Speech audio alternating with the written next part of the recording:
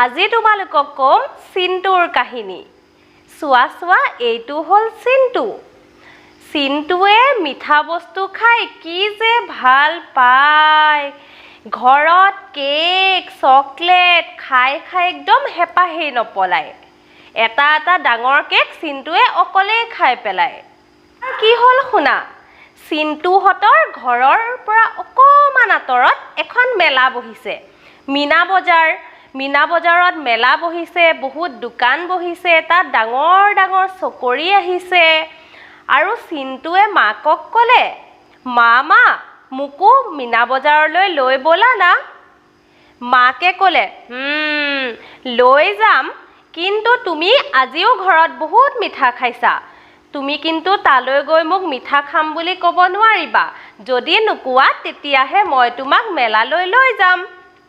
চিন্টুৱে ভাবিলে, মই যদি মাক হ'ব বুলি কওঁ তেতিয়াহে মায়ে মোক মেলালৈ লৈ যাব। গতিকে চিন্টুৱে ঘপককৈ কৈ দিলে, হ'ব মা, মই মিঠা খাম বুলি নকওঁ, তুমি মোক লৈ ব'লা না। মাকে ক'লে, ঠিক আছে। তাৰপিছত চিন্টু আৰু মাক মেলালৈ খোজকাঢ়ি গ'ল। মেলা গৈ দেখিলে ইমান ডাঙৰ ডাঙৰ চকৰি, ওপৰৰ পৰা তললৈ ঘূৰি আছে, ঘূৰ ঘূৰ। দেখিলে কিমান যে বেলুন, ৰঙা, নীলা, হালধীয়া। চিন্টুৱে খুব খেলিলে আৰু চকৰিটো বহিলে, চকৰিটো ঘূৰিলে, ঘূৰ ঘূৰ। তাৰপিছত চিন্টুৰ যেতিয়া খেলা হৈ গ'ল, তাৰপিছত দেখিলে জেলেবীৰ দোকান আৰু আছিলে মিঠাইৰ দোকান, বহুত ৰকমৰ মিঠাইৰ দোকান আৰু চনপাপৰিৰ দোকান।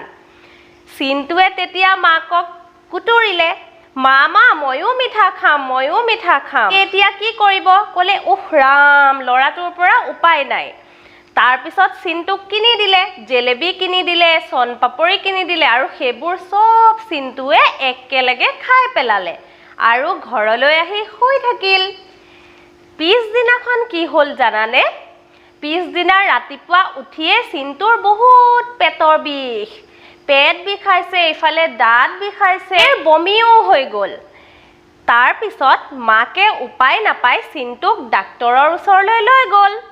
ডাক্তৰে এনেকৈ চিন্টুক যেতিয়া চালে, তেতিয়া দেখিলে চিন্টুৰ পেটৰ ভিতৰত বহুত পেলু হৈছে, এনেকুৱা।